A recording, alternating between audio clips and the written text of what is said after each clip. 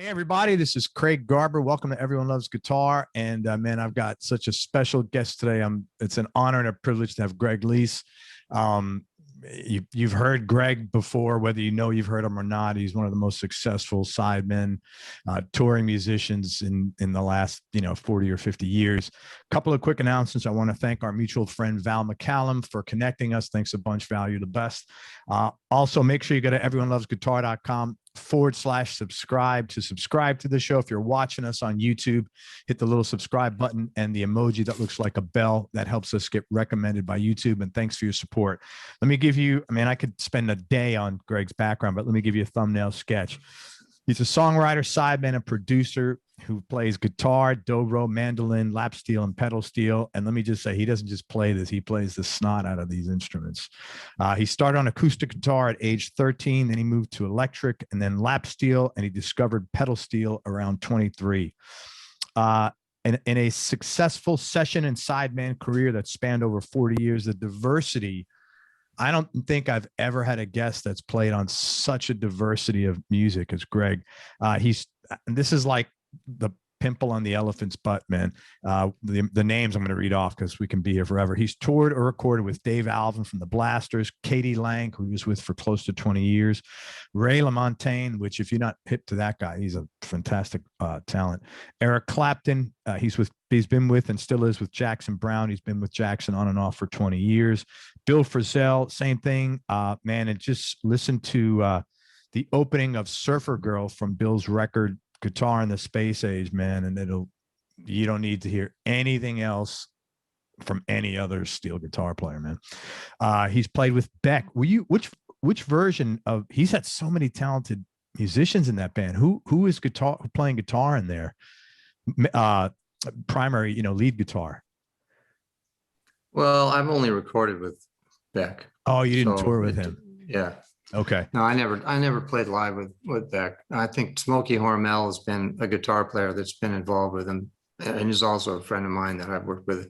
I've actually played in a band with Smokey before, so yeah, his country swing band. Yeah, I had him on the show a long time ago. Yeah, he's a great guy. And anyway, it's just been really working in the studio with Beck. There's maybe 4 albums I've worked on. Right on. Bruce Springsteen, the Eagles, Toad the Wet Sprocket, Joe Cocker, John Fogerty, John Mayer, Joni Mitchell, Lucinda Williams, Robert Plant, Sheryl Crow, Neal Casal. What a lovely guy, man. I had him on my show 2 weeks before he passed, man. What a sweetheart he was. Yeah, it was a really rough one. Yeah. The Bangles, the Jayhawks, Smashing Pumpkins. Listen to this diversity. Wilco, Randy Newman, Matthew Sweet, Chris Bodie. This is like Daft Punk. That's not something you hear in every pedal steel player's repertoire. Bonnie Raitt, Ted Hawkins. What an album. You played on that record, Next 100 Years. What a great record. Yeah, that's a fantastic record. Incredible. Indigo Girls. I had Amy Ray on here. What a force she is. Jorma, Joe Walsh. Morrissey. Listen to all this diversity. Side projects of his own include the group Works Progress Administration with, I think, Pete Thomas, drummer on there, right? I think, yeah. He was probably, he worked on that project. Yeah. Greg is a Grammy. I go way back. You and Pete? I go very far back with that guy. Almost the beginning of what you might call a career. That's awesome. Since before Elvis Costello, even. Wow. You can believe that. That is a long time. Greg's also first tour. His first tour I was ever on. Oh, your first tour was with Pete. What was that? Was with Pete, yeah. Who is that with? It's with a songwriter named John Stewart. Very cool. Who was a member of the Kingston Trio and had a really prolific career in the, I guess, in the late 60s, early 70s. And anyway, I worked on, in his band, his touring band, for a couple months, and Pete was the drummer. So I've known him just about longer than anybody else. That's great, man. In the music business.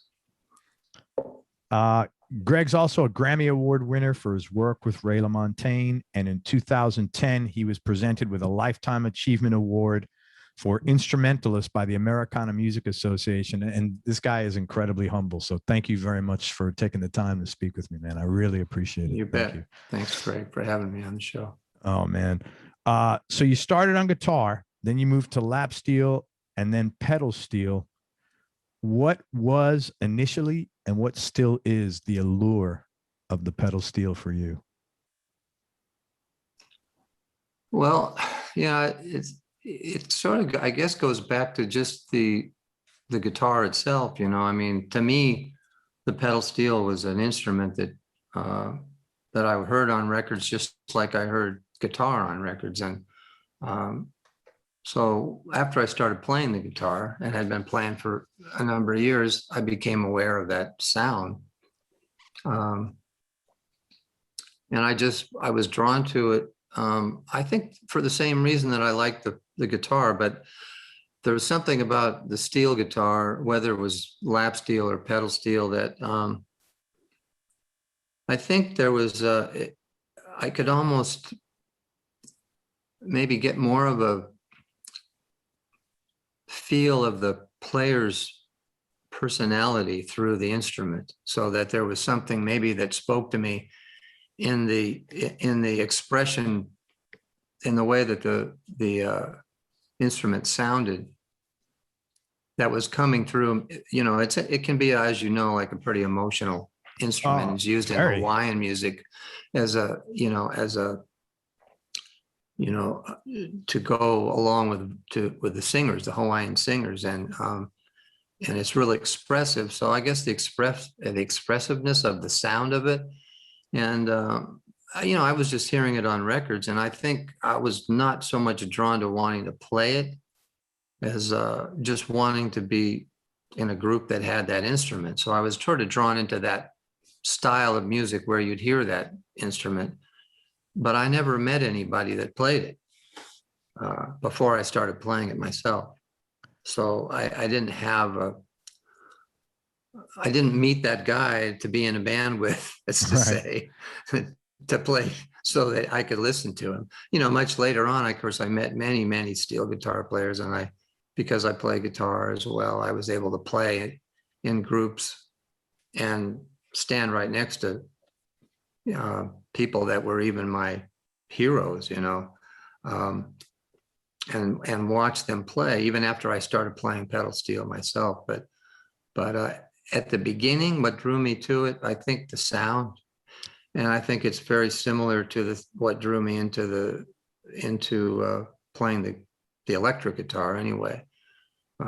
It was the sound of that guitar on records that I was hearing when I was, in my early mid-teens. So I just happened to grow up at the right time. Yeah. To start getting into the electric guitar, I guess, just like every other kid my age at that time. Tell me one of the situations that you remember, like the one that maybe feels the best memory to you, where you're standing next to one of your heroes and that person's playing pedal steel and you're like, holy crap. Oh, well, geez. It's funny because I would say probably every situation that I was in where I was standing next to one of those guys and they were playing, I was probably playing in a bar somewhere. So, yeah, I would be like, wow, I get to play. I played a few shows with in Texas with Tom Brumley, who was legendary and very influential steel guitar player that played with Buck Owens in the 60s, and so much later I played on some shows with him, and we got to be friendly with him. Even bought a steel guitar from him, and I played quite a bit with J.D. Manis, who was somebody else that he before I ever started playing pedal steel, I was hearing him on records, and later on he was helping me with my steel guitars and helping fix them when they were broken. And yeah, he's been a really great mentor and friend to me. And Red Rhodes is another one who's no longer with us. Either is Tom, unfortunately. And I've also been able to, sit down and talk to some Lloyd Green, another steel guitar player that is a wonderful, wonderful man. And, I really admire him as a person and as a player. Yeah. And I've been able to sit down and, have lunch with him and pick his brain and talk to him, and even have been on a couple of records where we played on the same record. So, I mean, I guess I can't really think of one particular sure event, but I'm fortunate that I'm not only have I been able to meet these guys, but I've occasionally been able to play with them in musical situations, So, yeah.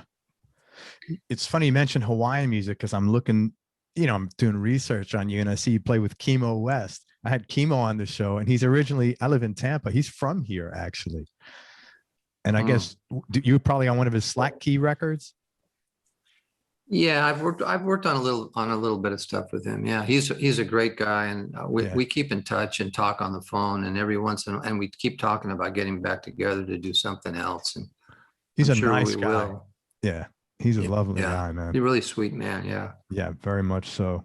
It's funny. I'll send. I just made a note. I'll send him your interview when it comes out. Yeah. When you first started playing guitar, did you know, like, early on, hey, I want to be a musician, this is what I want to do, or you just were playing music and then it led to that? No, I definitely did not think this is what I wanted to do. It was,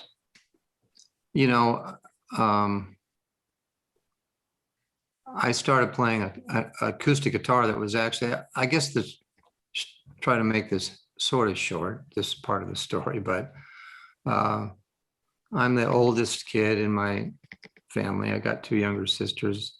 I'm pretty much the oldest cousin in my extended family. So I didn't have, you hear the same story from so many musicians. Oh, I got into the guitar because my older brother or my uncle or my cousin or, my older sister had an amazing record collection. It's like none of that applies to me. So, what happened with me was that there was a guitar in my house that my father bought for my mother, thinking that maybe she would learn how to play it because she was, she sort of abandoned, I don't want to say abandoned. She had, when she was really young, she sang in light opera. She actually went to New York.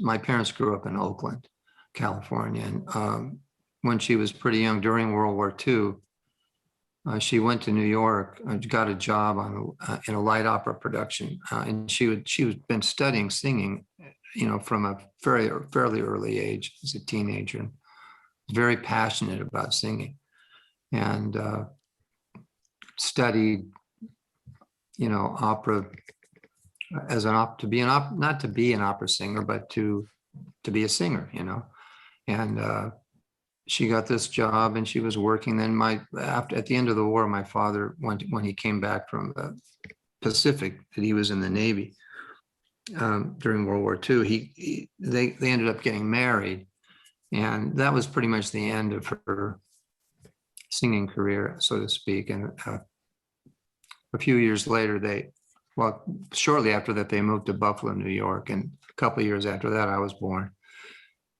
Shortly after that, they moved back to California and moved to Southern California, which is why I grew up there. Okay. But,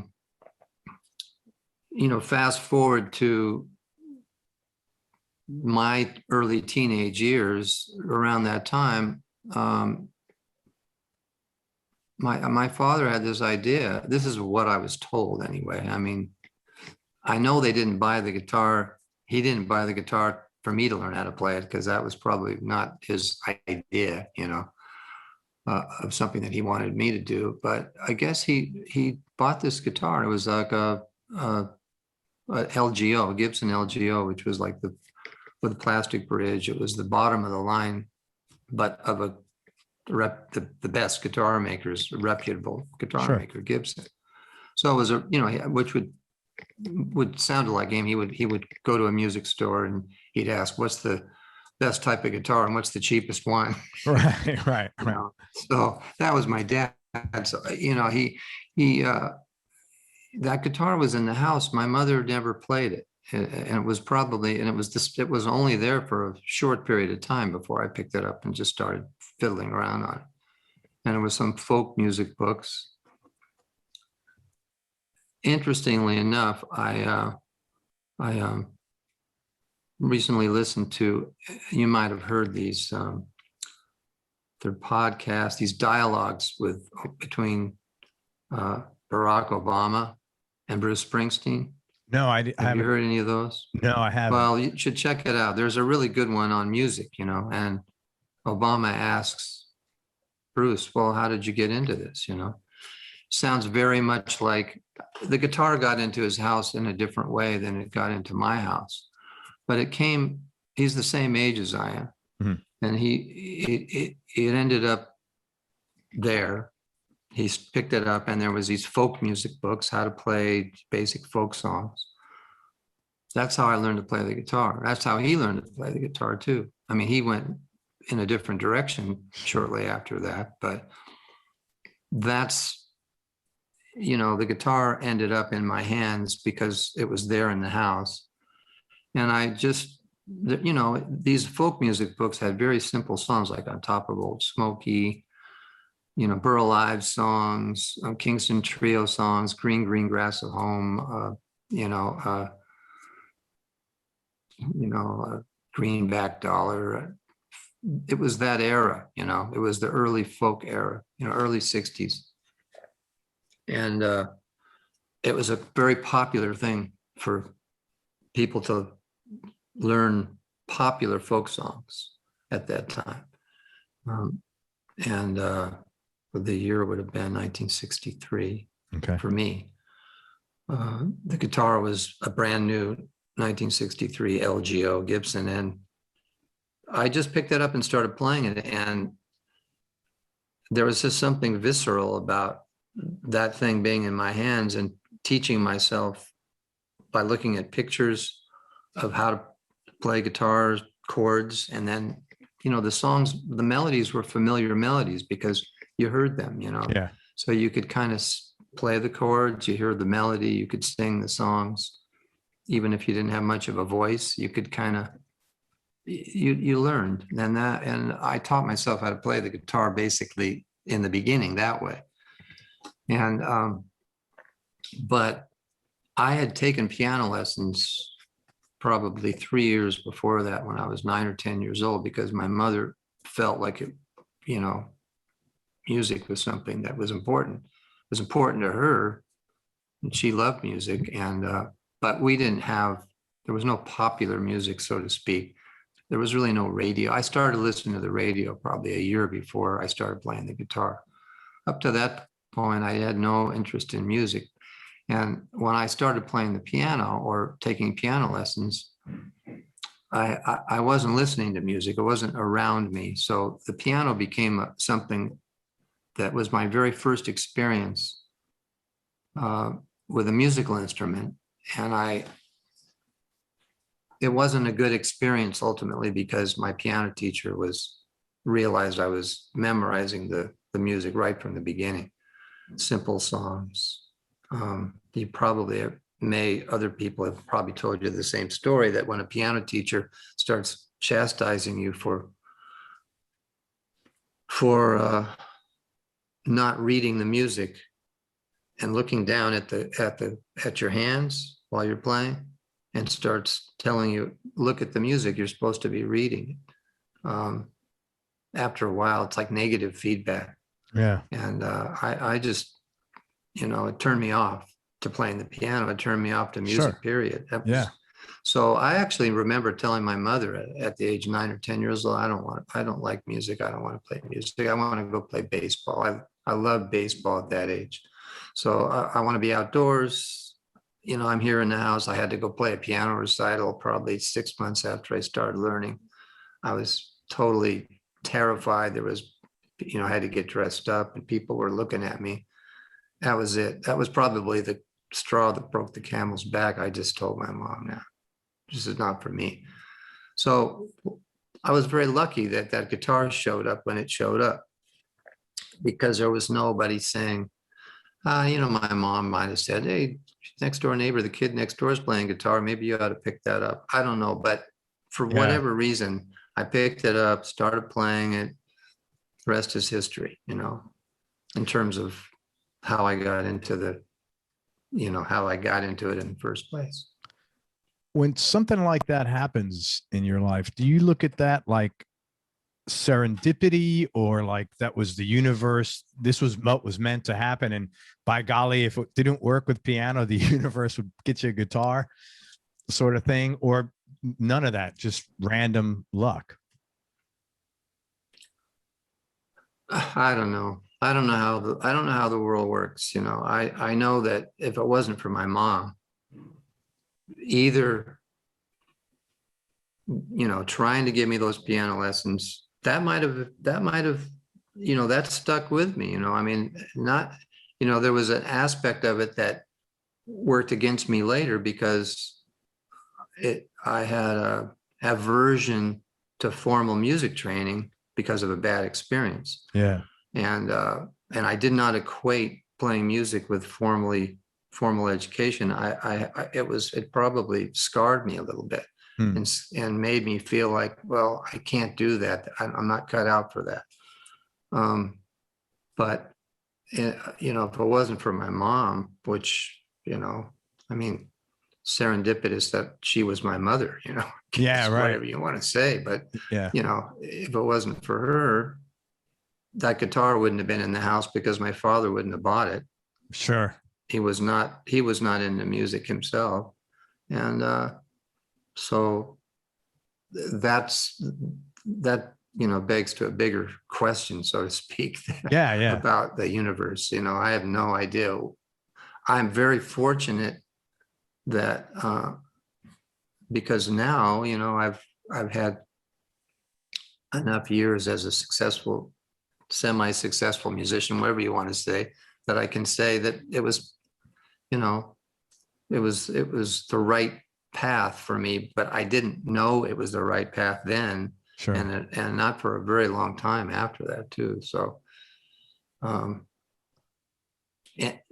that sort of, I hope that answers the question. I didn't really answer your original question, which was, did I know I wanted to be a professional musician? And the answer is no. And it was no for a long time after that.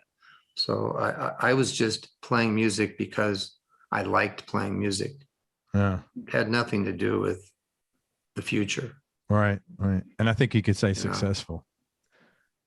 Yeah, I think so. I think we could say probably success. I should. Yeah, I should probably by now be saying that. I would say, man, if you don't, I will. So successful it is, very successful. So you're playing in country bars, and thanks. That was a nice story. That was really good to hear that. Thank you. You're playing in country bars. You're making a good living as a working musician, playing in clubs. How did the transition to session player begin? And was there maybe one thing in particular, or one gig in particular, that became a break for you, as far as, you know, escalating that or helping launch that? How did that get kickstarted? Well, it probably isn't as simple as saying I was playing in country bars. But for one thing, I probably wasn't playing in country bars. I was playing whatever kind of jobs that I could get, and for quite a few years they weren't necessarily music jobs. But at the time that, what, you know, talking about a transitional period where I was more getting out of playing in clubs and playing doing more recording, which is far into the future from when I started playing. Like we're talking at least 20 years later. Oh, wow. I didn't realize that. Oh yeah. So, I mean, it's difficult to talk about it in a simplistic terms. Yeah. I can tell you that I was pretty much, I don't know, I was definitely going on 40 years old before I started really playing on records, Wow. And So, I mean, any kind of you've crammed. Yeah, so we're talking about, holy shit. We got about 25 years there that you can pretty much say, I could have easily given up. Why didn't you? So it's a good question. I think there was a lot of times when I thought maybe I should. But I don't know the reason why I didn't. I think certain things I think probably not wanting to give up something I love doing. I remember thinking about giving up many times. And when I did, I thought, well, if I do that, I'm not going to want to play music for a hobby. It's not going to be a hobby for me. And I think that choice was a difficult choice to make. I mean, maybe that made the choice easier. I had to keep playing music trying to play music for a living, because I knew that I wouldn't be able to be the kind of person that could play music as a hobby and do something else. I could do something else. I never had a problem thinking I could not do something else. I thought, in fact, many times I thought music was the wrong thing for me to be doing, just because of what you had to do to be a musician, a professional musician. It wasn't really, and it didn't necessarily fit my temperament. And in what way? So that's interesting. I think the reason that I didn't give up probably was I loved playing music, but I didn't want to have it be a hobby. It wouldn't be a hobby. I'd basically be giving it up. I would sell every instrument that I had probably, and maybe not even want to listen to it again. So I think that's it's a tough way to look at things, but if I really thought about it, that's the way I remember. And this is a long time ago we're talking about. Yeah. I remember thinking about it when I was questioning it, that I couldn't be the kind of person, because, you see people all the time. Well, this is going to be my hobby. I love doing this, but I can't make a living at it, but I'm still going to do it. And I didn't see that. If I was going to do something else, I got to do something else all the way. And this is just going to be just like my stamp collection or my coin collection as a kid, right. or my baseball passion or whatever, those things are going to go away. This is going to go away too. So you're either all in or not. Well, with music, I felt that way. Yeah. Other things, maybe, I don't know, but, music felt to me like something I would be always looking at it like, I wish I had done this. Yeah. And I don't want to feel like that. So if I would have to get it away from me and not be,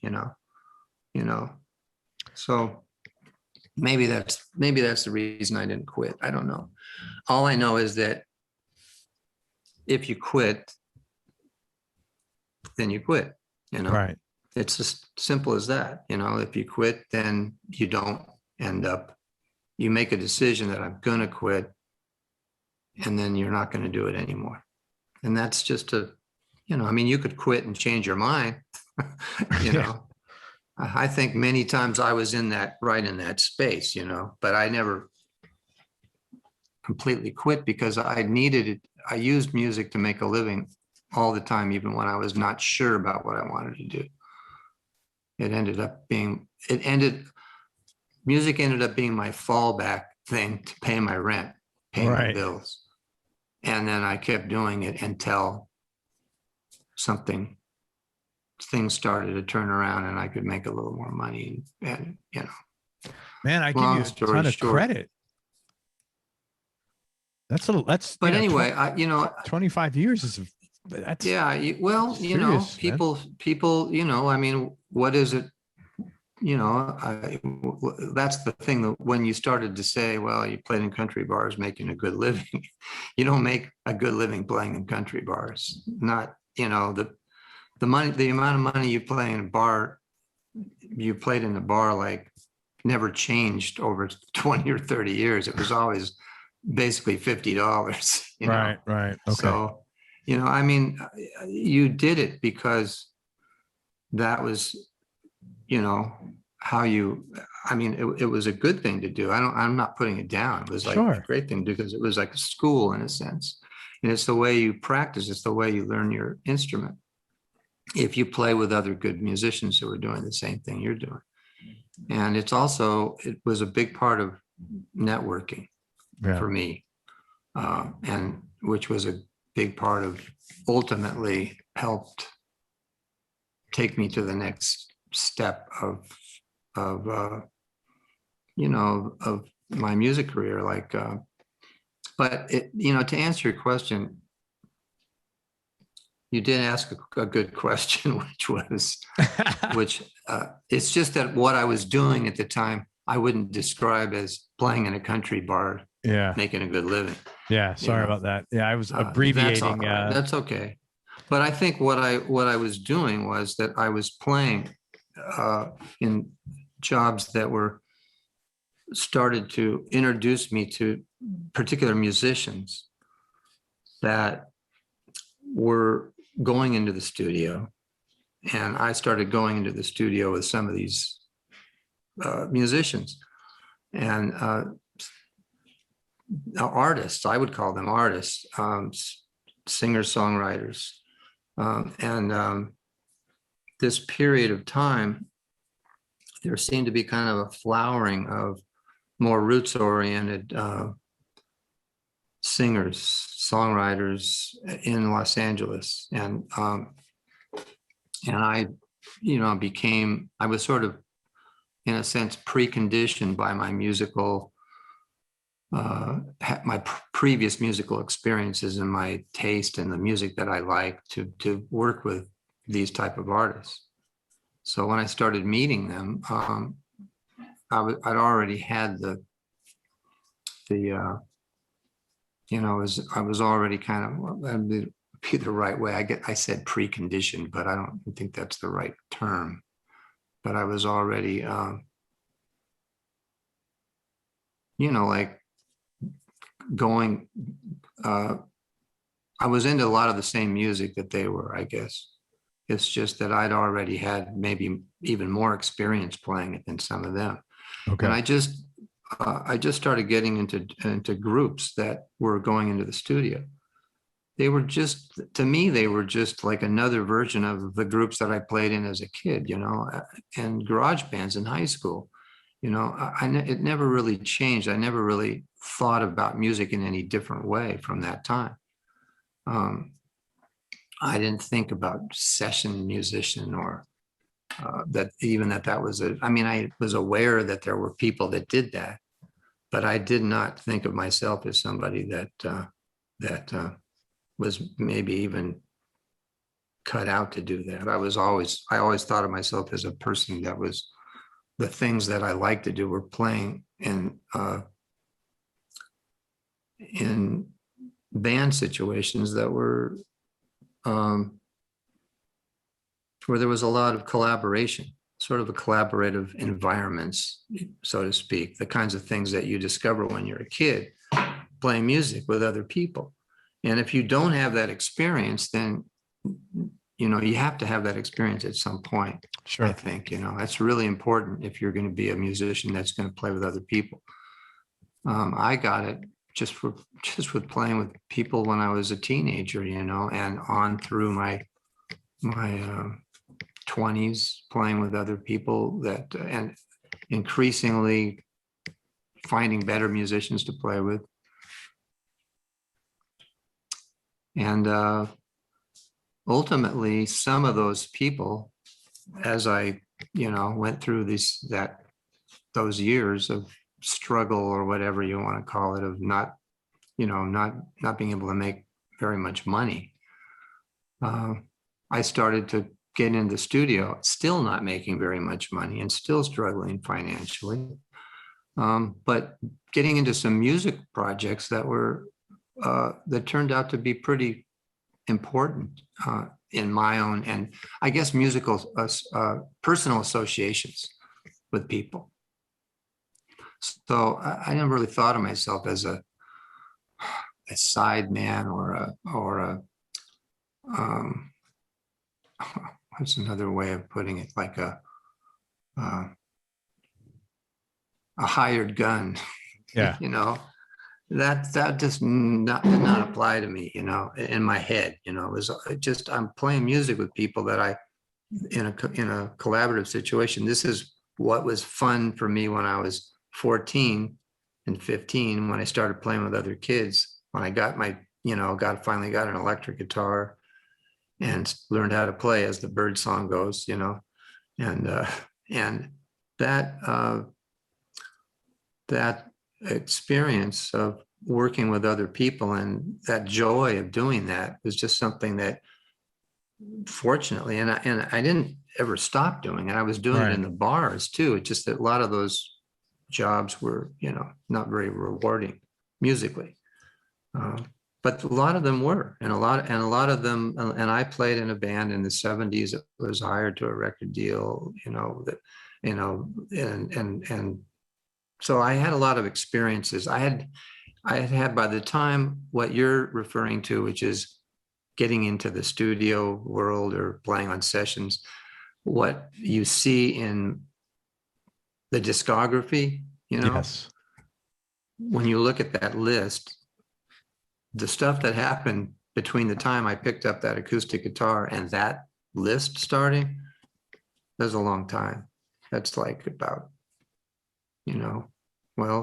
13 to, 36, 37. It's 23. Good. That's pretty inspiring. 25 though. years, something like that. We're talking about 25 years of, and I don't think of that as struggle and strife. And I don't really like to look at it that way. It's just life, it's just the thing you were doing, Totally. It could have been different. I could have had earlier success. I could have had, I could have quit. I could, all kinds of options there. But anyway, the people that I started working with, I can name, like Dave Alvin was a big one for me. And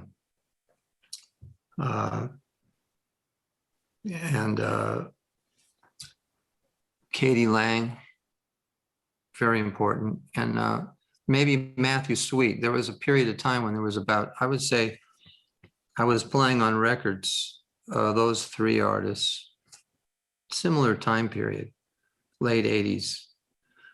And they were all like kind of in different musical environments. And I think those three things, and there was a kind of, I have, the thing is, there's sort of like, if you think about, and I'm sure in your own life, you see this in everybody's life, there'll be a thread that connects you to one person, that connects you to somebody else and somebody else. And you can go back and find that thread. And it's kind of an interesting thing. If I hadn't have met that person, I never would have met that person. Well, you end up, after a while, you end up with like a spider web of these threads. Yeah. And, you can, after a while, it's just, you're never going to be able to go back and sort them all out. And they call it a network. They call it networking, but really that network is just the connection that you might have talked to somebody who talked to somebody else who, and every one of those relationships, the ones with Dave or Matthew or Katie Lang, those are important relationships at that time. And particularly with all those, with three artists, I worked with those three artists for many, many years after that, at the same time, in parallel, I didn't stop working with the one and working with the other one. There was always fortunately that there was always time to work with them. So, but I think after a while, at a certain point, people would hear, some people heard Matthew Sweet's record. They Right. would, maybe that's why I ended up playing on a Wilco record, you know. Right. Well, I could tell you that's why, because there was the engineer that engineered the Matthew record ended up working with Wilco. So Okay. those threads happen, you know, like all through. But the Katie Lang, my time with Katie Lang was really, really important because she got a lot of exposure, television exposure. She was a favorite of Johnny Carson. I was on Johnny Carson show a number of times, playing on national TV with her, and her records right away. I played a lot on her first for 2 or 3 albums. Then there was a lot of exposure, and those records led to certain producers, certain musicians hearing my playing that might not have heard it otherwise. But that's true with all those things, you know. So, so those artists were, I think, they were all around the same time. And I think the fact that they were not all in one even style of music, but Yeah. helped to branch things out and, you know, make more people aware of me during that Yeah, totally. You're period of time. And then you'd see, if you look at the discography, you can see from that time, you see they're early, you'll see them start to take off from there. So after that, it's pretty much just, you know, one thing leads to the other. Yeah. Kind of. Yeah. You're like, so your humility, you're so humble, man. It's very rewarding to talk with you, to see like how well you keep yourself and everything in perspective, man. You know. No, thank you. Yeah, it's you know, it's really nice. Yeah, I mean, yeah, successful. I think this, you know, to me, I think this, there's a certain thing, I think that you know, maybe I would be that way anyway, but there's being in the music world, you know, when you meet people, it is humbling. It makes you humble because you meet so many people that you know, or you look up to, and Yeah. And you know, to me, like if you're recognized by these people as being somebody that has value, you know, or is or they look at you as, you know, treat you as a peer, it's humbling. It doesn't make you go, wow, I'm like, I must be, you know. Yeah, man, I must it be doesn't hot do shit. that. Yeah. I mean, yeah, I think it might to some people, but it sort of has the opposite effect to me. I just feel like, wow, it's just very fortunate and very, you know, you learn all the time that these people that you've looked up to are just real people, you know. No different than you, I know. Like you are. Totally. They're no different. Yeah. I'm gonna. Everybody has the same problems, only different ones. Ain't that the truth, man? You know, and I never. Yeah. It always blows my mind when I see or feel a sense of arrogance from someone. I'm like, that guy or that gal's in for a rude awakening, because, man, have a family member get cancer, or have one of your kids get sick or something. And what do you do with that arrogance? Mm-hmm. Yeah. How does that serve you? You know, I mean, and it happens to everybody. Sure. You know, it's not limited, you know, so it always like but you're such a genuinely humble guy. That is really, you know, it's just, it feels good talking to you. Thanks. I'm going to mention some of the artists that you've worked with, and some of them are going to be a couple that everybody asks you about. So I apologize in advance. But talk about how you first connected with them, and maybe a fun or interesting story about working with them. Let's start with Bill Frisell, because I know you spent a ton of time with him.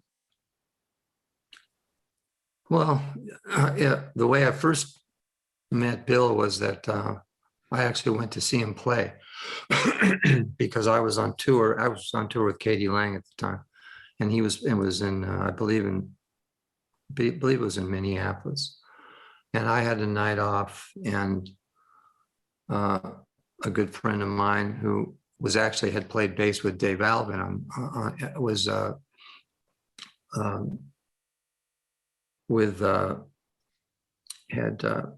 I'd met his Claudia Engelhardt, who's Bill's longtime engineer, live engineer. Had met her, and I know her through her boyfriend, now husband, Don Falzone. Long story. I'm going too many details. It's all right, man. I went to see Bill play with some of the other guys in Katie Lang's band because I had an in to get in through the engineer. Right. And he was playing with a trio with Jerry Douglas and Victor Krauss. Yeah, Victor's awesome. And it was kind of a roots. Yeah, he had done a record called Nashville, and he was promoting that record. So I went to the show, and I was really very aware of Bill, and I admired his playing, and I think I'd seen him on TV, but I'd never seen him play live, and it was incredible, And of course, I had Jerry was, he's like he's the guy on dobro. So, I'm a fan of his, and I had talked to him on the phone a couple of times before that, but I'd never met him. So afterwards talked to them both backstage. I met Bill, and we just kind of briefly talked. I'm sure I talked to Jerry more than I talked to Bill, but apparently his curiosity was piqued by talking to me. And he started listening to some records that I played on. And I got a call from him on the phone, I don't know, a few months later, just out of the blue. And hi, this is Bill Frisell. Kind of sheepish voice, I've been listening to some things you played, and I was just wondering if you'd ever want to maybe play with me. Basically, that's how it happened. You said, twist my arm. Yeah, exactly. So I was like, are you kidding? Yeah. The answer is yes. How, where? And he goes, I don't exactly know how, where, or just maybe I could come down. He was living in Seattle. I was living in LA. Maybe I could come down and we get together, jam or something. I don't know. But what ended up happening was I was touring that year with Joni Mitchell, and he came to a show. We actually had lunch in Seattle with him and I and Brian Blade, and he was talking to Brian Blade. Brian Blade was playing drums with Joni Mitchell. Yeah. And he was talking to Brian about doing a project, which they did, which were the songs of Burt Bacharach. And but he said, he didn't have an actual project for me to work on, but I got a call from his manager shortly after that saying Bill wants to do a record in LA and wants you to play on it. And that record ended up being my first time playing with Bill. And that's an album called Good Dog, Happy Man. And so I was like, what are we going to play? What are the songs? I've never done a record like this, any kind of record like this with anybody. Right. I played with a number of people by then, obviously, but this is, a so-called jazz artist. And I didn't, definitely did not consider myself a jazz musician. So we did this record. He came down to LA. We had a rehearsal with the band, and it was Victor Krauss and Jim Keltner and Wayne Horvitz on keyboards. And he had a bunch of songs. We had one rehearsal, and we went in and recorded for 2 or 3 days. And that's the record. And he just said, bring a bunch of your instruments. And there was very little talk about even what to play on the songs. And that started this relationship with him that, as you mentioned, has gone on I think now I've done like maybe 7 projects of his that he's had me involved with, and plus many tours, been everywhere with him, it seems like, at some point, so I've been able to tour a lot and play a lot of live shows with him, as well as these albums. And anyway, that's how it started. And over the past couple of years, we've actually he got me involved with Charles Lloyd, this great legendary saxophone player. And now we've done a couple of projects with this group, Charles Lloyd and the Marvels, which Bill is also in. And that's been another amazing,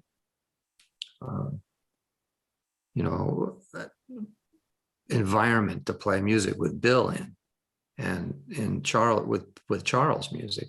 Which is really, really, really feel fortunate about that. So great story. A couple of questions.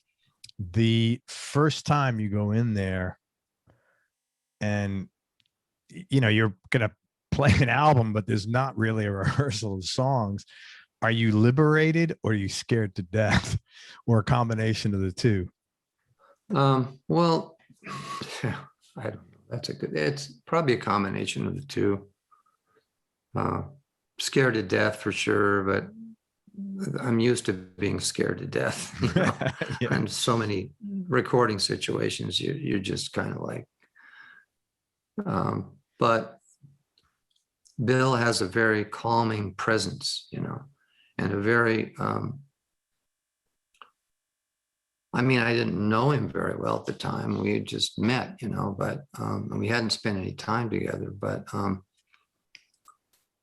the fact that he doesn't talk about the music somehow resonated with me. I don't know, that he doesn't really say, this is what I want to do, or why don't you do this, or I'm going to play here and you play here. There isn't really much of that at all. Very little as possible for him, because he doesn't want to do any of that. And if you, once I realized that was the deal, then it was liberating for me to be able to play that way. Right. Not, at first, of course, you're nervous and you don't know if you can even do it. Then you do it and you realize that, well, this is what I do. This is what I've always done. Right. It's just now I'm doing it with Bill Frisell. And he, of course, saw that in me just from hearing me on records that he liked, that I played on. So his intuition, it's uncanny, because he basically picked me to do these projects. And then he kept me around for quite a few other ones that he felt I would be good for. And we've done duo, shows, and, we learned a lot about each other. Like, one of the things that's really interesting about Bill and I is that, he's grown up as as a musician that plays as an artist who is playing a lot of instrumental music. He accompanied other musicians as well, and he's an incredible accompanist. But as a central artist in his music, he has had that role, and I've had more of the role of playing along with singers, and now he's the singer. So there's a certain type of I don't know, just this kind of a complementary thing that we have that's natural. But also we have, our birthdays are exactly 6 months apart. Well, that's exactly. Wild. So we're born on opposite sides of the sun. His is March 18th and mine's September 18th. So that's another interesting aspect of maybe the way our brains work. Where you could fit together. Yeah, maybe, like it's an interesting thought anyway. Yeah, sure. What the hell? But yeah, there's working with Bill has been, definitely a miraculous thing for me to have come into my life and to be able to have spent that much time with him. That's cool, man. Let's talk about Neal Casal, because I mean, really, that guy. One of the things that impressed me so much about talking with him was how much effort he put into getting his solo career. I mean, he's known more for his sideman work for the most part, but man, there was no harder working human being than Neal when it came to everything he put into communicating in his own music and even physically putting things together and touring and all that stuff. What a lovely man. Yeah, he was really a really great guy. I mean, he was always, I met him on his first, I guess, major label album. I played a little bit on it. And he had this sense of enthusiasm that was infectious, very much. You could tell that this was something that he was fully committed to. He was passionate about music and very curious about everything.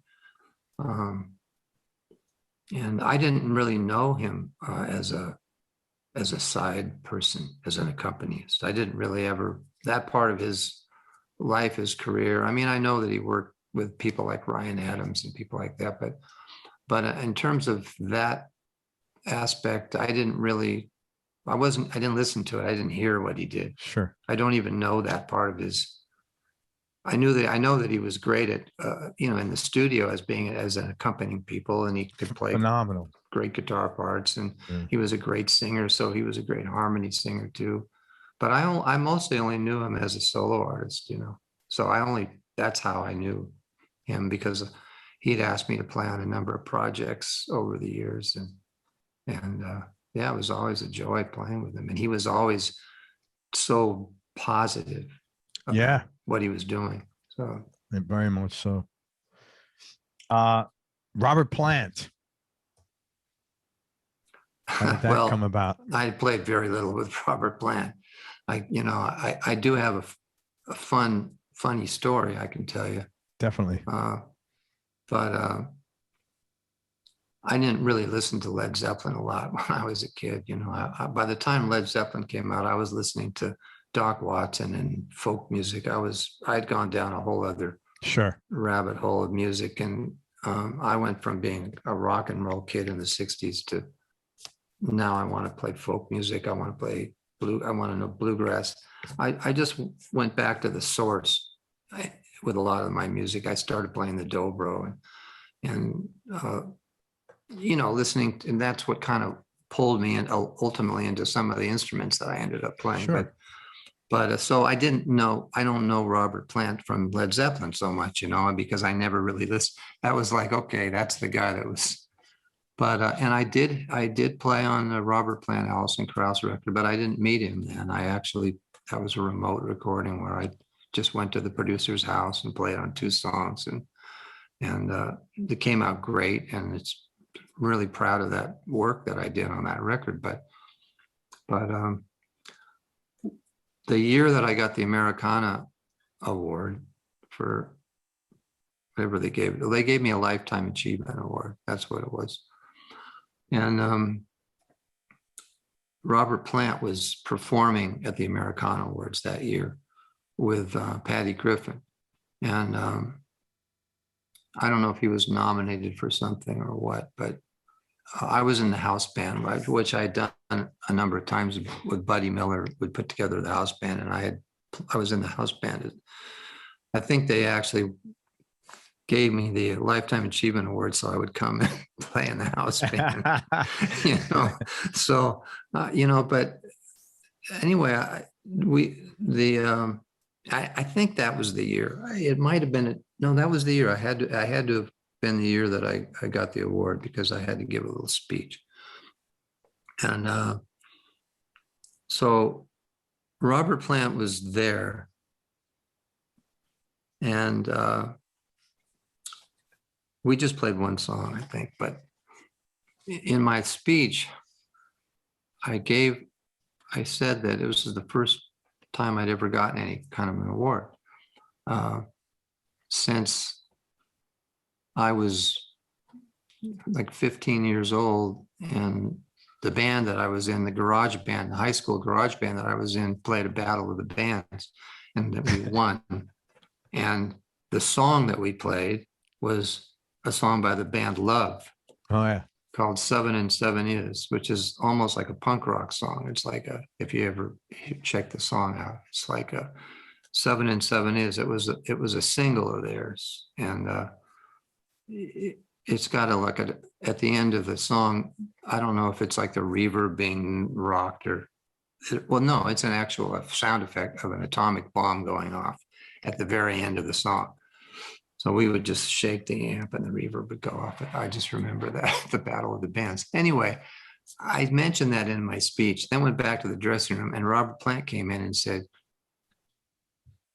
you said, he said, you were into that band Love in high school, like that you just said. He goes, oh, that was our favorite band. That was my favorite band, he said.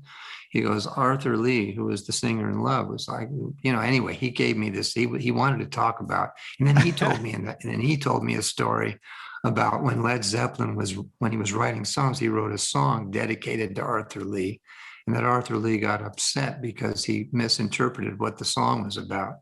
And it's a funny story, but I want to get into the whole story. It'd be better if he told it to you sometime, but anyway, it was He's just like a little kid. Like you guys are like two kids talking about your favorite band. Like kids talking about the band, this band Love, yeah. that we were connecting on. Yeah, that was really cool. That's cool. But he's incredibly talented, and I actually just recently heard a song from the upcoming record that he's doing another record with, or has done with Allison Krauss, and I heard a track from it the other day. Incredible. Searching for my baby, searching for my baby. And then when you hear that, it's going to blow your mind. It's fantastic. I look forward to that. It's funny, man. I got Victor coming on the show like next month or something. Victor Krauss. It's funny. This is such a small. Yeah, he's Victor. I've been really fortunate to get to play some with him. He's done some of the live bill shows the Frisell shows, and yeah, that guy is just a fantastic musician. Lovely guy too, man. Really nice. Oh guy. yeah. Tell me about Ted Hawkins, man. What a cool thing that was. Yeah, well, that was. Yeah, I just. I did play on that record. I mean, I had just a phone call. I didn't know who he was. I hadn't heard of him. I didn't know anything about him. He was kind of discovered by Michael Penn singing on the boardwalk in Venice, and I don't think many people knew about him before that record. No, really. He did have a history, which I found out about later. He'd done a couple albums for High Tone Records, or the guys that ran High Tone Records, and that was the label that Dave Alvin's some of his early records were on, even the ones that I produced on him. So I didn't know there was Ted Hawkins had a history. And then some stuff happened in his life, and he had some hard times, and then he was basically singing on the Venice boardwalk, and Michael Penn heard him and told Tony Berg, who was one of the chief people over at Geffen Records, and he went and heard him, and they signed him. He got a record deal on Geffen Records. So Tony produced his record, and one day he just called me up, and I don't think I'd actually worked with Tony before that. And he said, there's this guy, you've got to hear this guy. I want you to play on this record, and so he had me come over to his studio, and he played me the track that he wanted me to play on him. And what was wild on it, it's, if you know the record, right? Sure. The album. Yeah. So it was the song "Long as I Can See the Light." Yeah. Which is a John Fogerty song. Great track. And the song, all it was Ted Hawkins singing a cappella and stamping his foot. Yep. There was nothing on it. It was just a vocal with no guitar, no drums, no bass, nothing. And he said he had this idea of having me play some acoustic slide to that, you know. So I was like, well, first what key is the song? I'm gonna have to play, I've got tuned to his vocal or what? And he goes, oh, we did it, you know, I forget what keys, he hit a note or something. It's an A flat. So anyway, so I checked it out. I tuned my Weisenborn acoustic slide, and I just played along with his vocal, and that became the you know, there's some other stuff on that track as well, but that became the basis for that track. And it was, you know, he stayed totally in tune the whole song without having a pitch reference. I mean, I was just, you know, I mean, it was wild. Anyway, I didn't meet him. He wasn't there. Okay. Later, I played on some other songs on the record, a couple other things, and then he did come to the session, so I got to meet him, but I never got to play with him live. Yeah. And he left so soon after that. I mean, he didn't stay around. He had this record deal. He was able to go out, tour, you know, meet people. It must have been an incredible thing for him. But he was a big man. He was very, you know, and real sweet. He just sat there and listened to while I overdubbed on a couple songs, and I think I was playing pedal steel or something, or lap steel. I think I played on the song Biloxi while he was there, and it's Jesse Winchester's song, and it was just great. And then I was so sad to hear that he passed away not that long after that. Yeah. Did you do a lot of work with Joe Walsh? No, not really. I recorded with him, I think maybe a couple times, or maybe just once. I've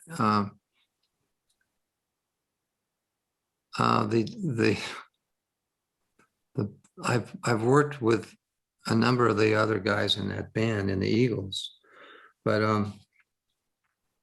I did have one experience where I got to play live with him, and it was a really interesting event. It was Paul Allen from Microsoft. Exactly. Right. Birthday. I want to say it was probably he's another one that has left us now, but yeah, I think it was his 50th birthday party. I'm not sure, but I think it was. And it was in New Orleans, and it was a surprise for him. And I think his sister had put it together. Don Was, who I worked with a lot over the past few years, he put together the band to back up the artists that were invited to surprise Paul Allen for his birthday party of about 100 guests at the House of Blues in New Orleans. Wow. And so the people that he got, or that she got to, you know, so that when he walked in, he would be regaled by this, these musicians he had Chrissie Hynde, Joe Walsh, Greg Allman, Dr. John, Harry Shearer. I'm not sure if I'm forgetting somebody. I might be forgetting somebody. But anyway, the idea was that each artist would do like 3 or 4 songs. And then at some point, of course, Paul would get up and jam with the band, because that's what he liked to do. Play Crossroads and Purple Haze. Right. So we had to back up all those artists. And the one that was the most challenging to back up was Joe Walsh. Wow. I have to say that because the songs that he did, I remember, because I had to play, second guitar to him. So right. I was the only guitar player in the band. I might have played a little bit of pedal steel, but it was probably mostly guitar.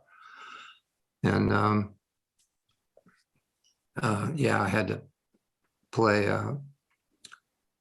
what was that song? He's got a song that's almost like a rock opera. It's like Life. Do you know Joe Walsh's music? Yeah, very It's well. like, Life's been good to me so far. That no, yeah. Yeah. Well, no, is it that one? My Maserati does 185. That one. I should Life in know the it 'cause Fast. I had to Then there's learn. an Eagles song, Life in the Fast Lane. We did Life in the Fast Lane. That was one of the ones we did. He's got a long Yeah, song. Turn to Stone is long, but I wouldn't say it's like Nah. operatic. No, I just meant that it's complicated.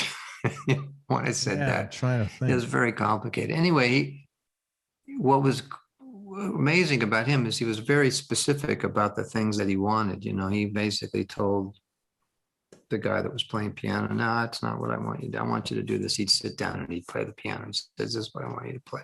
And we're playing at a party, you know. Yeah, right. And there was no rehearsal. We just did a sound check kind of thing. So a long one, but you know, like, you know, we kind of rehearsed the songs ahead of time with no singers. But how do you rehearse a Joe Walsh song when he's not there playing the guitar and singing? Yeah, that's You know, especially as I watched a YouTube video of like him doing the songs, so I could kind of see what is this guitar player doing, you know. sure. So I want to, you know, I don't want him to get mad at me, you know, for screwing up. Anyway, it was fun. It was like he kind of had directions for everybody. You know, I was just Interesting. standing back there playing rhythm guitar, and yeah, he was kind of telling Kenny Aronoff, what you got to play this. This is what I want you to do. Or what he was very cool, but he was just being specific. And then he turned around and he goes, he didn't say anything to me. I was just waiting on shit. What's going to happen now? And he goes, nothing you're doing's bugging me. It's like a backhanded compliment, I guess, right? Yeah, just You're not nothing bothering you're doing's me. bugging So me. I He guess said, and then he said, nothing you're doing's bugging me. You can turn up a little bit. that's you need We to were all turn up when you're crammed on playing this with little Kenny Aronoff. Yeah. Anyway, it was, you know, I think I went to his house and recorded with him at one point. Yeah, like With Joe. played on a song of his, you know. Yeah, he had me play pedal steel on one of his solo records, and it's funny because I've worked on a number of those people that are in that band. You know, I admire that band a lot, but I've worked on Timothy's stuff. Timothy and Schmidt. I worked on a Glenn Frey record, and Don Felder. I've worked on a couple of his records even, and I don't think any of those people know that I played on each other's respective records. They may not hire you if they do that. That's right. Exactly. Yeah. Well, especially, I mean, you saw the movie, so there's not I exactly saw the movie. Yeah. warm and fuzzies with those guys, man. No. One No. other guitarist that I love, that I was curious what your extent of involvement with Jorma. I mean, what an amazing. Yeah, like I can't say. I tell you, the only involvement I had with him, I played on one of his records. It was remote. It was Byron House, this great Nashville bass player, was producing the record. I think I was in Austin. He was there at the same time. He says, I'm working on this Jorma record. Can you come over to my hotel room, maybe just play a couple parts on this record for me? I did that. Didn't meet Jorma. And then I did finally meet him after Levon passed away, Levon Helm. And there was a very large, big tribute event for him in New Jersey. And then I was in the house band again, you know, backing up people, all the people, you know, that were on that show. And he was there playing I think he did a song, maybe a duet with somebody, maybe might have played with David Bromberg or somebody. Anyway, eventually he was on stage for the jam at the end. Right. And we were standing right next to each other. And I was like, wow, I'm getting this. And he had a big smile on his face. And he was just, his whole vibe was very you know, it was great. It was, for me, it was like fantastic. And I think, you know, maybe he knew that I'd played on his record. Maybe we talked a little bit, but, you know, I didn't really have, I know he's got that school, that really cool school that he does. Yeah. You know, and, The Fur Piece Ranch or something, I think it's called. yeah, that ranch. And I've been told that I should get involved and do something there, you know. Yeah, it sounds like a really good project that he's got, a good thing he's got going there. But yeah, I am, you know, when I was in those garage bands in high school, we learned Somebody to Love. That was a big one. Such a great player the guy is. I mean, he's he's really awesome. Yeah. Tough question. Give me your knee-jerk reaction. Top 3 experiences in the studio that you've had, and what made them so memorable? Well, that's, I know. Whenever you get into whenever you get into a list, you know, then it's always hard. How do you say the top 3? It's like pick 3. It's like saying, just pick. You can't like go there. Well, like every Bill Frisell record is one of them, you know, and for maybe some reasons we've already talked about.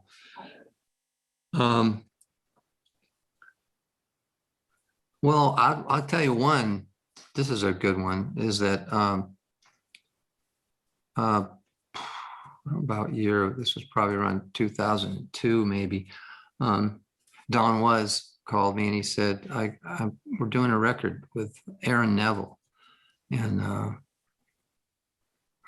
we're doing a record in New York with Aaron Neville, and it's going to be doo-wop songs, like, you know, songs basically from the 50s and early 60s, and Keith Richards is going to co-produce the record and play guitar on it." And Don said, "I think you'd be a really good person to be the other guitar player, you know, in the band."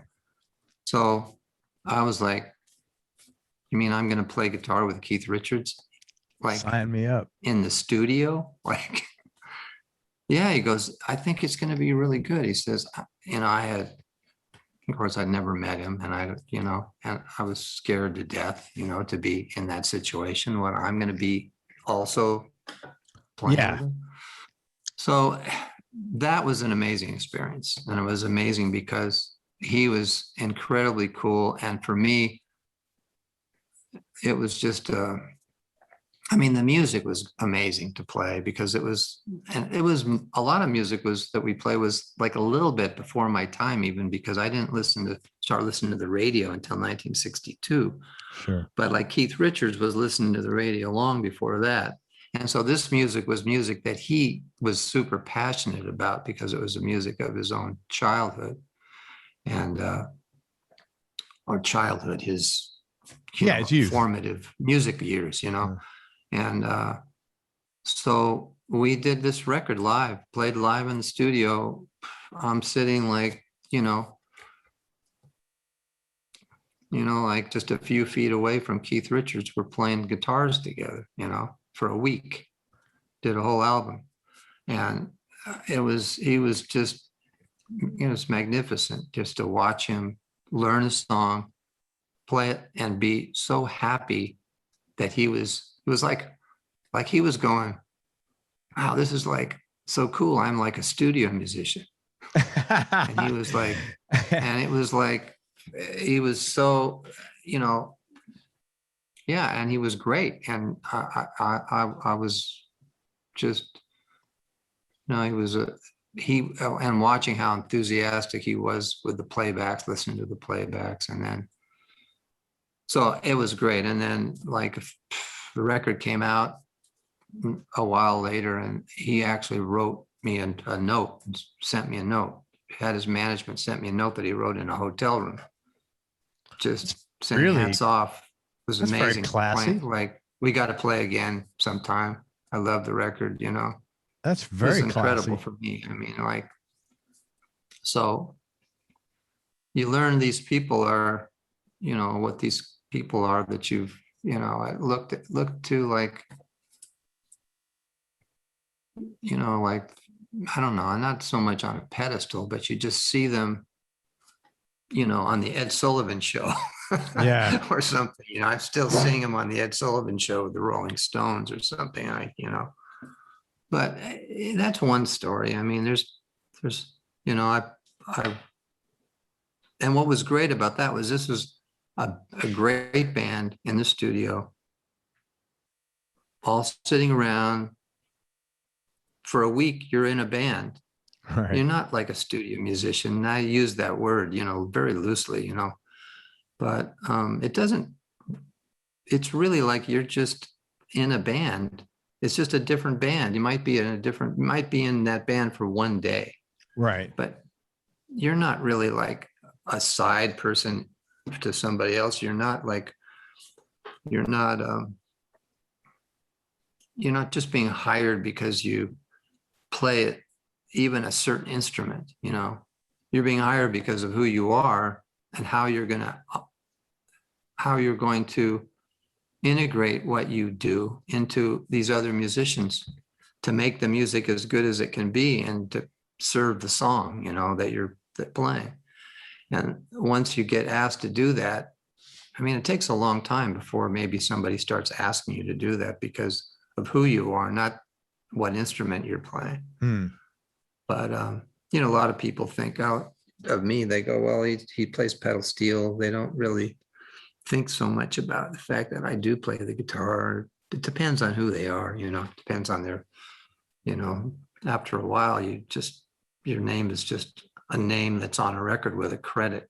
Right. On a record that somebody really likes, they like the record, so they hire the person that's on the record,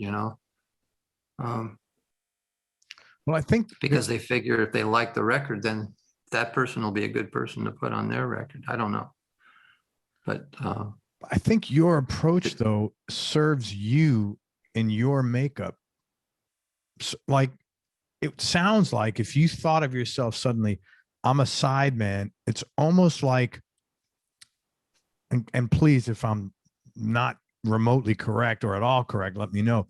It's almost like that would be like being a plumber for you. Like, I got to go fix these pipes. Whereas you go in and say, hey, man, we got a cool band here with today. What's going on today? Like, you have this fascination and your enthusiasm is served by this collaboration. You've used that word a number of times. And that allows you to do what other people might refer to as, for them, being a sideman. Yeah, I think so. I mean, it's interesting that you use that metaphor of being a plumber or somebody that's gone in to do a job, because sometimes that really is what you're doing. In a sense, you are doing that because there is a. But if you really enjoyed being a plumber, I mean, it's like you really do have a job to do. It's just the nature of the job isn't to I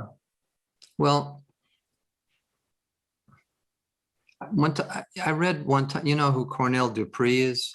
Yeah, I love that guy's playing. Okay, well, man, I've got about 20 of his records and I still got like 13 to go through. Okay. What a great player, man. Yeah, he's somebody that I really admire. I admired him just because, and he's also somebody that got hired to play on many, many records. And at one point, in an interview, I never met him. I saw him play in New York with stuff. I saw him play live in like the Lone Star, I think, cafe. God, that must have been a great. Wow, yeah, I would have loved. Yeah, right up close. Watched him play. It was amazing. But never talked to him. But I saw one time he was interviewed, and the interviewer asked him, "Well, how do you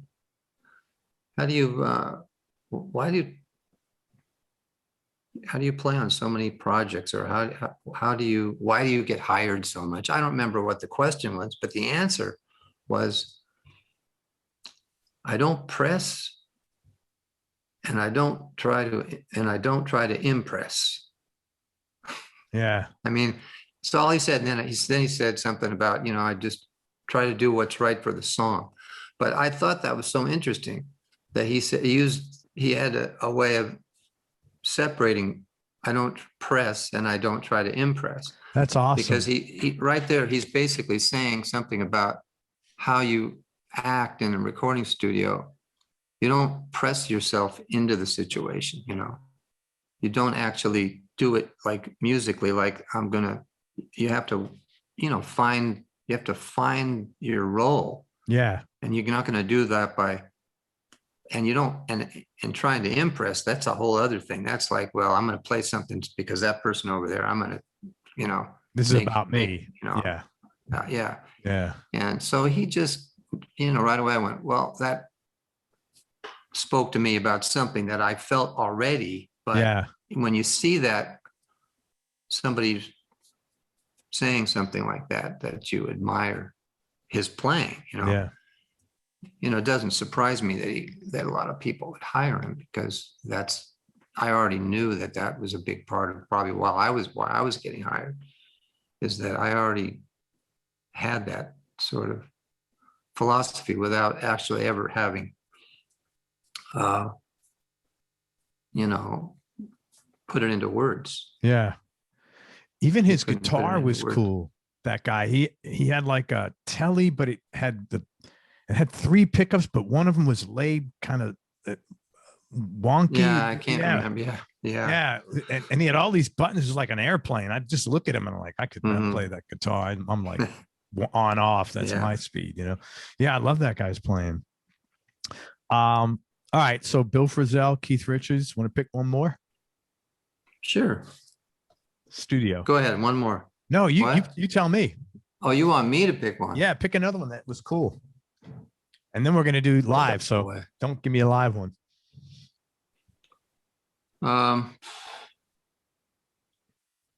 Well, I guess Eric Clapton would be a good one. that was I guess so. Greg, tell me about that, man. No, actually, you know, we're talking about, you know, studio experiences. Yeah. I would say about that would be, when I went to work on a record with him the first time, I was just nervous as hell, you know, because it was like, you know, a lot of times you don't have a lot of time. It's like, oh, what are you doing tomorrow? And then in this case, it was Doyle Bramhall who called me up, who was actually producing him. And he said, and I knew Doyle and had worked with him a little bit. Anyway, he just thought I might be, you know, somebody that Eric would like as a musician, and the idea of putting a pedal steel on a song had come up. Anyway, I went there and met him, and he was just such a, you know, I immediately felt comfortable with him. Like he made me feel like, in fact, it was the same thing. A lot of times that is the way. It is not always that way, but more often than not, I found that a lot of these people that I would be kind of like, because I have to say, many, without being any specific, when I was younger and I would go into situations where there were people that I was nervous to be around, a lot of times I left feeling like, oh boy, I didn't know what to say. And if I said something, it seemed like nobody listened to me. You know, it's like it's just that eventually you start meeting people that you realize these people they're there because you're there, because they want you to be there. Mm. And once you have a reason to be there, you can feel more confident about, and that confidence that you have is also makes them feel more comfortable, you know. Because a lot of the times it's just that people aren't comfortable around each other because they don't know what their role is.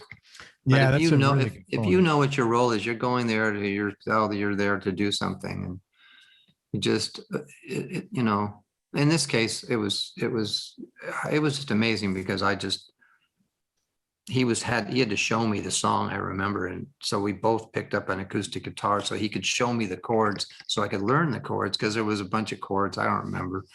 And I needed to know how to play this one song. You know, I needed to be able to transpose it onto the pedal steel. So the easiest thing would be for him to just play because there's no charts or anything like that. So I just, at this one moment, I went, wow, I'm sitting here with 2 acoustic guitars and Eric Clapton is showing me how to play a song. I was like, how cool is that, you know? Anyway, and I think when the record came out, you couldn't even hear what I played on it. It was like, I was like, well, I guess it wasn't very important, but at least I had that experience. And then later I did get to go play on another record of his and played live with him in the studio with like Steve Gadd and playing drums, and, you know, and that led to eventually him asking me to do a tour. So, you know, but the first time it was just, there was something about the fact that I went, wow, we're just sitting here and just me and Eric Clapton. Just me and Eric playing. And it didn't seem like out of the ordinary somehow. It just seemed like that's great. Like for him, it was just, oh, this is what I do, you know. And I also, being around him as much as I got to be around him later, you know, he's like that same. It's that thing where you just see, just same with Keith Richards. They're just still 15-year-old kids playing the guitar. Really, that's what they are. You know, all the other stuff that came later, all the money and the fame and the rock and roll that was just extra, and that's just part of. But you see that, you get to see that if you go into a studio with somebody and record with them, you get to see that part of because it's just them and an instrument. And then you actually see, well, they're talking, you know, I'm going to use this pickup, or, you know, I need a capo over this song. Or you hear Keith Richards go, I think I'll put a capo on. You're thinking, this is what I do. We do the same thing. You know, and it's a very, you know, equalizing thing in a way, you know. That's got to be he's rewarding. Going to leave, and he's going to be Keith Richards, you know. He's going to be, and I'm not, and I'm just going to be me. It's not the same. It isn't the same, but for the time that you're there, it is, you know. Yeah. So it's funny you said about being 15. I had Ian Pace, the drummer from Deep Purple, on the show, and I've been such a fan of that band and him in particular. I'm 57, so you know, almost 50 years. Yeah. And I said, man, I hate to tell you this. I said, it was before the interview. I said, man, I hate to do this to you. I don't want to be that guy, but I have to tell you, I feel like I'm 15 years old right now talking to you. Right. Like I had my Deep Purple albums, like the vinyl here. I was like, you know, and sign, you know, if I would have said sign him. And he goes, Craig, you know what? I know how you feel, because when I get on stage, I feel like I'm 15 too. And that was like so cool. It's just exactly what you're talking about. That is what I'm talking about. And I think that's basically a big part of what everybody's trying to keep that going, you know. I mean, it's like, I think a good way of putting it is like, there's a point before you're ever even on stage, you know, where you're seeing somebody else on stage. And you're not going, I'm going to be up there I'm not anyway. I never went, someday I'm going to be up there. I'm going to be doing what that guy's doing. But there's a part of you that is seeing, it's like almost shining a light on you, like what you're seeing. You're supposed to keep that feeling alive that you're feeling at that moment. Yeah. That you're seeing that person on stage. And then you are supposed to take that feeling to whatever else you're going to do later. Right. Including if you're going to go play music, well, you keep that feeling of, wow, look at that. I want to do that. Or there's something there that, you know, it's hard for me to describe, because I never really looked at, you know, these people that I would go see. Like when I watched Jimi Hendrix play, I was like, just blew my mind, but I didn't go, I want to play guitar like that someday. I just loved what he did, you know? Yeah. But I was like, you know, and he influenced me almost more by his, you know, the person that I could feel was playing the guitar more than what he was actually playing on the guitar. So, you know, and that feeling is just something that you just, you have to keep. And that's the 15-year-old, you know, Yeah. I think. And that's, you know, I'm sure, well, there's all, you can just, you know, it's all there, you know, you read about what Eric, you know, if, you know, Eric Clapton saw Buddy Holly play, or the classic one is Bob Dylan talks about it a lot. When he saw Buddy Holly play, Buddy Holly looked down at him and he saw Buddy Holly looking at him. And that was like, you know, that's, you know, a lot of people talk about Bob Dylan and Woody Guthrie, but, you know, that's what it was for him, you know. Yeah. And that's what he's been doing ever since, is keeping that alive, that connection. But I think you've been doing something similar in your own world. I think so. Yeah, yeah. For I sure. think I'm sure I have, you know, and yeah, I think that's you know, and being, and you know, when you go into the studio, I mean, having great those stories about being in the studio. I mean, a lot of times I think about just it's what I love about being in the studio is when you're creating something, you go in there and there isn't anything yet. And then you walk out of there and wow, well, we just listen to what we just did at the end of the day. It's like there's something that's been created.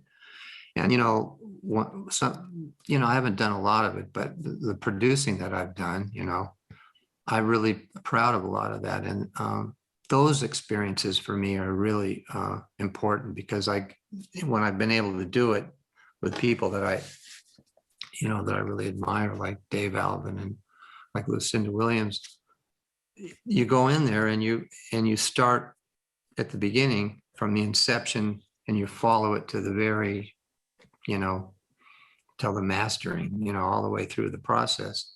And that's a great experience too, if it's the kind of, you know, if the music that you're making is, you're passionate about that music, and if the artist is passionate about it, and if you involve other people as collaborators, that's what makes that really special to me, you know. And collaborators meaning that you have other musicians whose input is as big a part of it as yours, you know. And you get to see the rest of the story there. And that's kind of speaks to what I was talking about being a sideman. When, you know, I don't think about, if I'm in the studio with like Bill Frisell and I'm, you know, Kenny Wollesen is playing drums, or, you know, I don't think that guy's a sideman to this music, you know, or I can pick any musician in any context, you know. It's you know, the guy that's singing he's the singer in the band, right? You know. Yeah, I totally understand. You want to tell me one or two touring experiences that are up at your highlights on your highlight reel? Yeah, sure. Geez, what? Oh, you know, I was trying to think about that. I saw that question. I've done so much touring, you know, like, you know, one experience I really, and it kind of started in the studio and it ultimately led to touring, but, and both the studio experience and the touring experience were really, for me, well, something that I was really happy to have done it. And it was great fun doing it while we did it, but was working with Emmy Lou Harris, who I was, you know, she's somebody that I wanted to play with a long time before I got to play with her, you know, from the very beginning of her career. It was somebody that I went, well, I wish I could someday play with her. Anyway, eventually, long time later, I got to make a record that Glenn Johns got me involved into this record he was producing with Emmylou and Linda Rondstadt, and they did it in Tucson in a house, and we actually lived in this house together for 2 weeks, and the band, including Bernie Ledden, who from the Eagles, was in the band. And anyway, we had this great experience. We made a record, and then the next year we toured the record, and that tour was really a special tour for me. I just, maybe because I got to be touring with a couple of incredible artists, both Linda Ronstadt and Emmylou, that were people that I kind of probably saw myself. I could see myself in the picture working with them. Yeah. Never really thought it would happen, you know. And so in that sense, yeah, that was an amazing, and there, you know, Emmylou is such a wonderful person. And I've got to record with her on another record after that too. So anyway, that was a really wonderful experience. And while touring, you know, the tours with Bill have always been fantastic. You know, I guess. Well, I guess that in terms of an incredible experience for me, touring with Joni Mitchell, challenging. We did a tour that was not a very long tour, but it involved, it was a sort of, we were sandwiched in between Bob Dylan and Van Morrison. Oh my God. And the band was very show. small. Yeah, the band was very small, and Emmy and I'm sorry, Joni Mitchell had not toured for a long time, and it was the last time she did tour with a band where she was playing the guitar, 1998.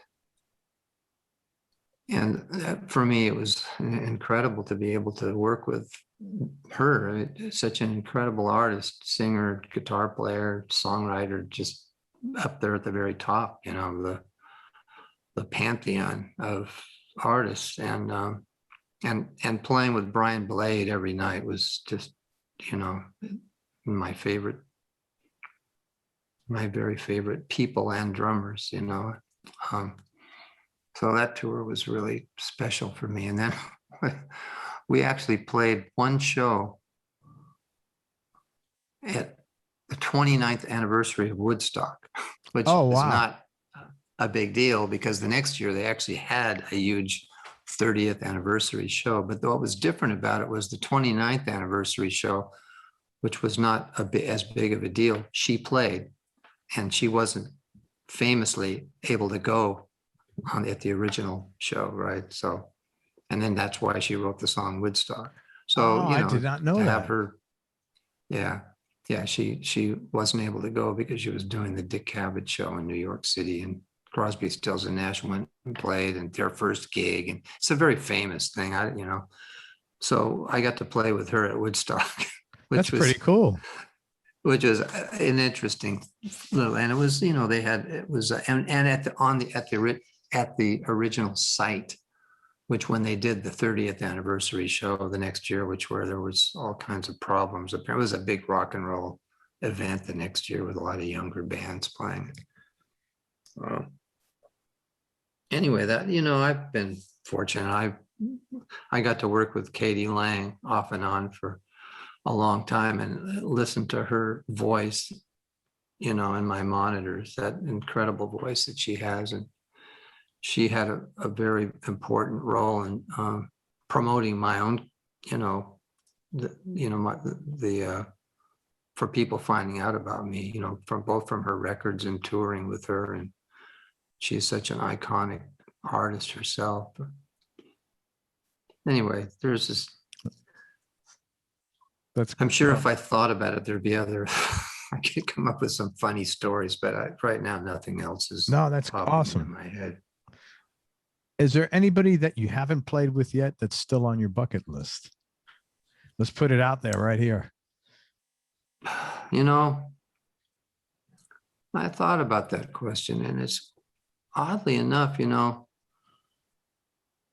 there's people that I wish that I had played with that are not around anymore. You know, some of my favorite, like, you know, like Clarence White, I would have loved to have. Sure. You know, see that. These people, they're not much older than me, you know. There's no reason why I couldn't have played with Clarence White if I played with you know, if I played with, well, you know, Keith Richards or somebody like that. I mean, he died in a tragic, you know, accident. So, you know, but it's hard for me to now to think of people, and it's not that there aren't people that I would like to play with. It's just that, you know, Richard Thompson is another guitar player. Oh yeah. Very, very big influence on me. And, but I have got to play with him a little bit, like on a couple sessions, you know, with Loudon Wainwright and with his son, Teddy Thompson. So, but I would like to play with him more because he had such an influence on me, you know, growing up. I loved his guitar playing. You know, maybe somebody like Mark Knopfler, I admire him a lot. Great. But you know, great player. I think more like, I guess the people that I would like to play with now, you know, my bucket list would be the new artists that are coming up that, you know, that I don't even know about, you know, because the ones that I discover and then go, wow, I'd like to play on that, you know, I'd like to play with this person or that person. It's just never really, I do end up finding out a lot about new music by having people call me, and then I work with somebody, and then I'll discover somebody new. But I don't, there isn't a lot of people, I can't really think that, maybe it's just I'm not thinking along those lines. Yeah, anymore. I totally I did that when I was younger. I did think that a lot. You know, I thought I'd love to play with Dolly Parton, you know, and I ended up backing her up on one song with basically a bar band at a rap party for a movie that she was in, and I got to meet her, and I actually worked on a couple of records where she's either been a duet partner with one with Paula Cole and one with Emmylou Harris, but I didn't meet her in that context. I never got to record with her, but I'm a huge fan of hers. And but now I don't really think, oh, I got a call, Dolly Parton's making a record and they want you to come in and play on it. That's somebody I'd like to work with, but it's more because I just am I don't feel like I need to do that, if that makes any sense. I feel like these people are just, I like to just be a fan. Yeah, of these I people. totally get it. And I don't feel a need that I need to work with them. But I did when I was younger. I can tell you that. I definitely had feelings that at a certain point, I had a friend that got a job with Dolly Parton on tour, and I was probably jealous at the time that he got a gig and I didn't, you know. But you know that. Well, also things have worked out. A lot of those things have. What's that? Things have worked out, so it's almost like things have worked out. Yeah, they worked out in ways that I never could have imagined. You know, that I would be playing right with a lot of the people. You know, I think back of being in a garage band at 15, 16 years old and playing, you know, the cover songs of the day, you know, and I think back about, you know, when I, you know, started playing, got my first electric guitar and was playing surf music and then, you know, I became like a big folk rock junkie kind of, you know. Do you still have that electric? The first electric?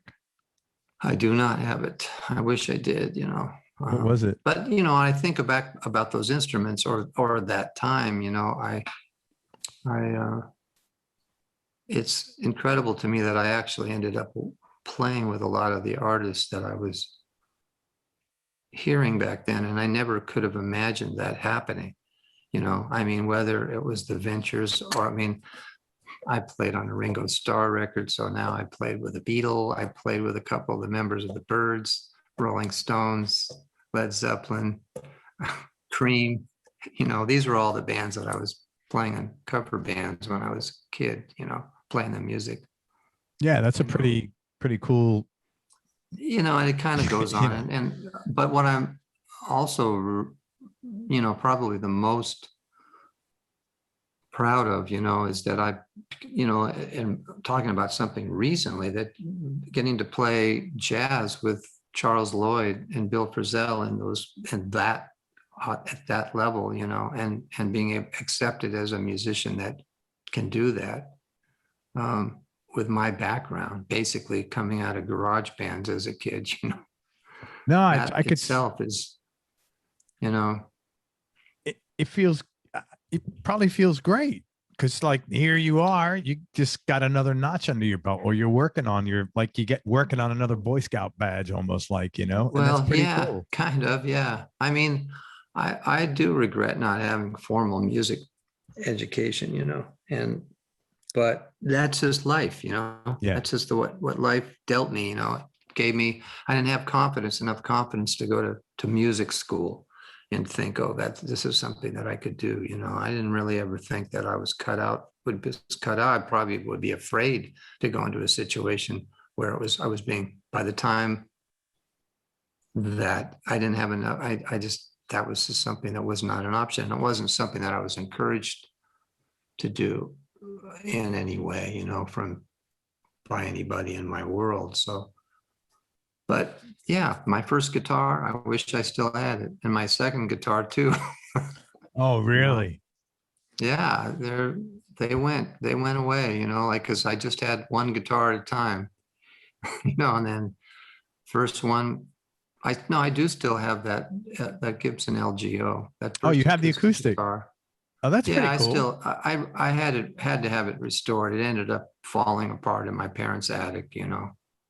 I had to take it and put a bunch of money into put it back together, but now it's fantastic. And if I pick it up, it's just like I can feel like I was 13 again, and I just picked it up for the first time. That's So, but really yeah, cool. there's guitars. I wish I still had that. I still wish, you know, my Fender. I had a Fender Mustang. That was my first Oh, guitar. that's cool, man. And I wanted to play Walk, Don't Run. You know, you know, that was my world at that time. Greg, what's the last? Instrumental guitar music. Sorry. Oh yeah, it was great stuff. All that surf stuff. Yeah. What's the last thing you listened to musically, like in the house recently? Like, what was the last thing you think you had, if you remember? Oh, I don't know. What did we listen to recently?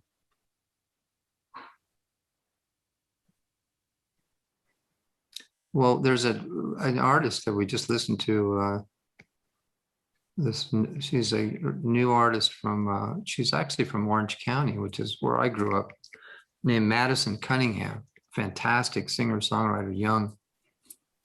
You know, just kind of blowing up right now. I guess I don't really know much about her except for she's stunningly good guitar player. Singer, songwriter. I don't want to call her the next Joni Mitchell because I don't want to call anybody that, but right. She's pretty damn good. And I just heard she was going to be doing a couple shows opening for Harry Styles at Madison Square Garden. So that means that people might start finding out about her. If she's playing garden, yeah. Yeah, she might be. I mean, she's very, I want to say eclectic, but you know, it's not mainstream music. It's really art. It's like art, you know. It's Madison what we Cunningham. like, you know. It's to check her out. That's, I think, the last thing I can remember listening to, you know. Hey, do you have a worst gig ever story? Nah, I don't know. I had so many horrible gigs when I was playing in clubs. And I don't know. That's an interesting question. I guess one of the weirdest gigs I ever played was not long after I started playing the pedal steel. I was teaching I had only been playing for a little while, and I think I had joined the Musicians Union for some reason. Well, I had to join it first because I played on a record. Maybe that was what it was. And it was so it would have been in the early mid 70s, I guess, sometime. And I got a call from the Orange County Musicians Union, just that somebody had got my number from them. It wasn't from the union, but somebody had gotten my number. Like I thought of him as like an old timer. He said, yeah, me and some other guys, we need a steel guitar player. We have a gig. It's kind of a strange gig. It's like a nudist colony. Sorry, man. So, that's hilarious. I wasn't expecting you to say that. And yeah, it was a strange, and I might still have the little brochure for it. I don't know, but it was very bizarre because I was, probably 24 years old, 25, and they were like, these guys were all old men, probably younger than I am now, but and they were all part-time, musicians with day jobs playing. Right. Would get together and play old country songs or whatever, and somebody knew somebody that needed a band to play in the afternoon by the pool,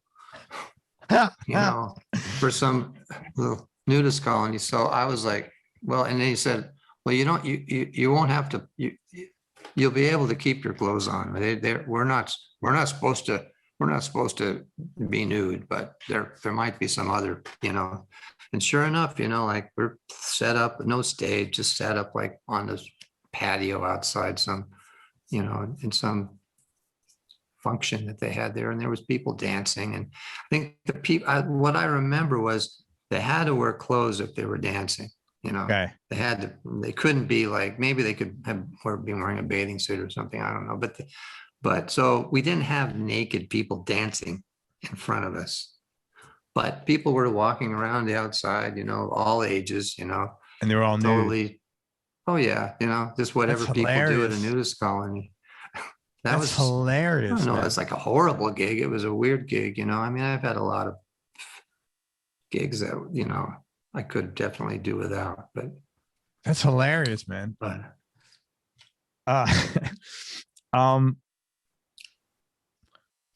Tell me if you're comfortable, one or two mistakes that you made along the way, and maybe some lessons that you learned from that.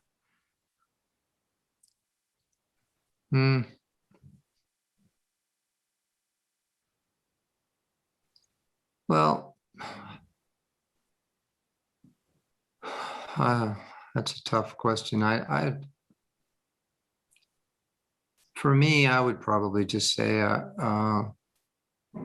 maybe underestimating my own abilities and not being confident enough to maybe pursue certain things at certain times, Yeah. and and gradually through just surviving, Yeah. and going on and having things happen where you realize that if you don't put yourself in the situations, then you're not going to, you're not going to have the opportunities to even fail at them. If you don't, you have you have to go there. So you learn after a while that you just have to put yourself in situations that are uncomfortable. Maybe earlier there was times when I wasn't willing to do that or tried to avoid that. Yeah, I think that's a mistake, but I think that's just something that's, part about, some people, dive into things, No, but you're 100% right. The reality is you'll get better, and your career, whatever that is going to be better. The more you are willing to get out of your comfort zone. Yeah, that's right. It's very true. You kind of have to, you have to put yourself out of your comfort zone, and really what defines your comfort zone? I mean, if you haven't done something before, right, you're not going to have a comfort zone. But you learn that, I think, in non-musical situations too. You can Oh. learn it in sports. You can learn it in, in jobs, different kinds of jobs you have in your life that were not music jobs. You have to get some confidence somewhere, but the music's tough because you're being looked at as there's the possibility of being criticized for something that's very close to your heart, so yes, and that's what's scary. Whereas other kinds of things maybe wouldn't affect you as strongly. Yeah, if you're a tax accountant, fear, you screw up an audit, you're probably not going to get damaged. You're not going to be scarred. No, but it's a very true thing what you just said, because there's a layer of vulnerability that exists there, because what you're doing is so expressive and so sincere and so directly tied to your heart, that it probably feels like a bigger leap you're making because of that, in getting out of your comfort zone. Whereas if you are an accountant, it's, it's like, hey, it's just, I can handle this bigger audit. Like, you're not going to go home and be devastated with it. You're not going to lose your confidence. Yeah, that's a good point. Really good point. Favorite place you've traveled, man? You've been all over the freaking world. Well, I could tell you what that is for sure, because a couple of years ago, my wife for my birthday gave me what was almost a surprise, except I did have to find out right before we went, or a little ways before we went, that we went to Peru. So we had 3 weeks in Peru, which, I have to say that's the most incredible trip that I've ever taken traveling wise, to go to a place like that. And she knew actually that I'd always wanted to go there. So there was something Machu Picchu just had this sort of, even though we went to many places in Peru, that even the Amazon, but I think my grandmother used to talk about going to Machu Picchu and as a dream, and then she finally went, and then that sort of stuck in my head as someplace. Now I have to go there. That's cool. So anyway, but traveling somewhere where you're not playing, that's the key. And I don't do that, we don't do that nearly enough. None of us do, Yeah.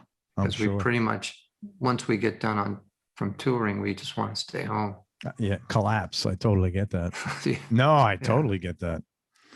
What are some other nice places you've been to that you like besides Peru? I love Iceland. Iceland is it.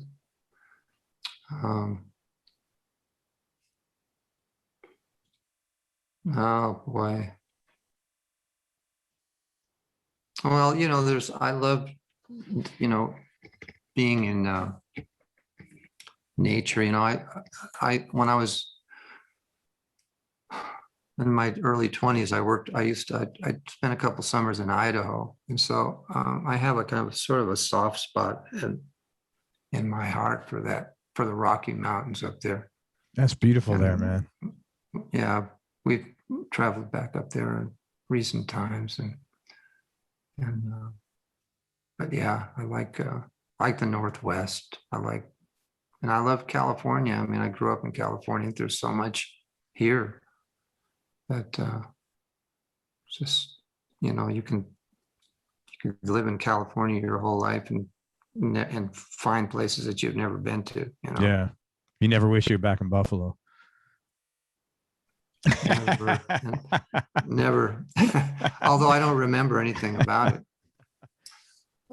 6 months old when I left. Oh, I didn't realize you were that young. Okay. Yeah. But I'm sure my mom, my parents grew up in Oakland, and my mother, I'm sure 2 or 3 winters in Buffalo. Oh, that was enough for her. And it was, it was just their first place, my dad's first job after they got married. He was a engineer, electronic engineer. And he got hired into the, television industry, building televisions, early TV technology. Up in Buffalo. Sylvania, Buffalo. Oh yeah. Greg, do you have any hobbies outside of music? Hobbies. It's funny that you say that because it reminds me of this. A long time ago, I saw this. I probably saw it on YouTube, but it was from a long time ago when Jackson Browne was younger. He did the Oprah Winfrey interview. That's funny. He was on Oprah Winfrey, and she said, "Well, what are your hobbies?" She wanted to know what his hobbies were. You probably like to talk about your hobbies because you're a musician, you do this, that's your job. But what are your hobbies? And he was like, "My hobbies." It's like he was like, I like. Then he just started talking about all the ways he likes to play music. Like different, like in his house or like with other people. All right. It's like it didn't even occur to him that he would have a hobby. Right. And for me, it was like I thought that was so cool because I know him really well now. I didn't know him at all when he did that interview, but now that I know him, I know that music is his hobby. Right. And it's like that is the only hobby that he's got. For me, I would say maybe it's not that strong, but I love to hiking. My wife and I like to hike, and we both like nature, and so and I like to read a lot. I like I tend to read nonfiction stuff, history and stuff. So I guess they're not really hobbies that I actively do, but those are things that I like to do. I mean, you have things you enjoy though. Yeah, they're things that I do enjoy. Yeah. It's hard to have when you're a but musician. I don't collect baseball cards anymore. Yeah, I don't talk to too many adults that collect baseball cards, but I like a lot of people like hiking. Number one hobby for musicians is cooking. Is that true? I mean, like not that I did a survey, but I've had like 850 people, and I probably have asked that question 500 times. And well, I've cooked a little bit since the pandemic, but I need to do more of it. Cooking with Greg. I see a YouTube channel. I should do a little more of it. I see a YouTube channel in your future, Cooking with Greg Leisz. Man, just a couple more questions. And I just want to say thank you so much. It's been a real happy thing to talk with you, man. I really appreciate it. Well, I appreciate your passion. Best advice you've ever been given, and who gave it to you, if you remember? Well, that might be yourself because everybody else is taken. Yeah. Yogi Berra. Didn't Yogi Berra? I think I heard that. He might have. I think I heard it from my wife. Yeah, that's cool. Be yourself because everyone else is taken. And if you're comfortable with this one, biggest change in your personality over the last 10 years, and how much of that has been intentional and how much is a natural part of aging? Well, maybe just accepting, my own success, being, maybe I'm more grateful for what I have. And I think that is just a natural part of stopping to smell the roses, so to speak. You just take stock of things and just being grateful. That's awesome, man. I don't think you could ever be too grateful, for what you have. So, man, I agree with you 110%, man. It's easy to have a bad day and overlook that, but it's a pretty important thing. I agree. Man, thank you for everything. Any final words of wisdom? Well, I would just say to people that are coming up, that are on their way up through this navigating I don't know if I could do it again. You know, it's a different time now, but you know, and this is the age of networking, social media, and all that stuff. But you know, one of the main things about networking, I just read this actually really recently. Luis Conte, the great Cuban percussionist, I saw in an interview that he was talking about networking when he was coming up, and he said networking isn't just about making phone calls or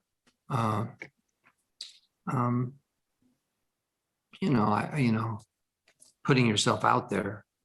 In fact, you know, I think there's a famous Thelonious Monk advice to musicians, which you probably have seen this. I've seen that. It's really cool.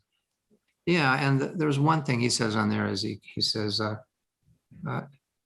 never sound anyone for a gig. He said, just be on the scene.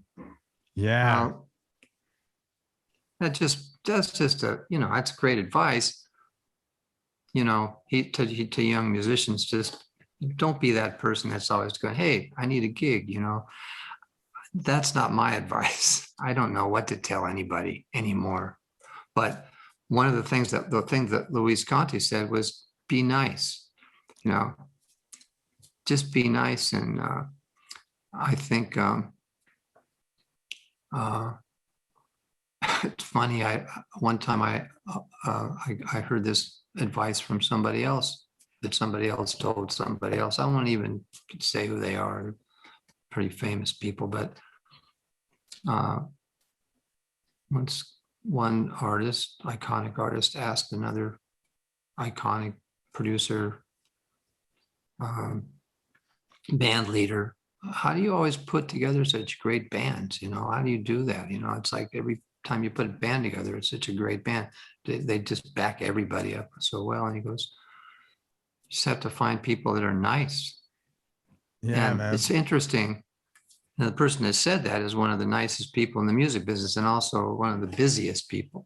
So you know, that's my advice, you know, and also just be really respectful of the people that have come before us, you know, because we stand on their shoulders and we wouldn't be here without them. So, and you know, do what you can to know more about them and what, you know, their story is, because that'll teach us something. And I guess the only other thing is something we've already talked about, which is just, you know, you have to maintain the sense of wonder and adventure from childhood through your life, you know. Man, just thank you. This is so nice talking to you, man. You're a pretty calming guy yourself, man. I couldn't see, like, you probably don't get agitated very often, or maybe you have. No, you'd be surprised. Really? Yeah. But if you seem to be the kind of guy, like, you could be yelling at somebody or getting pissed off and it still would feel calming somehow. I don't know about that, but I do think that if you have the ability to, you know, there are some people that in life that need to have other people around them that have a calming sense. And if you have that, and you don't even necessarily have it, maybe I have it in a lot of situations, those people will be drawn to you because you calm them, you know, and they're not people that are naturally calm. Yeah. So that sometimes will draw you into people, but they might be pretty crazy people. So, you know, so then you have to know that too. So, but, you know, it's a double-edged sword being a calming person, you know. Yeah.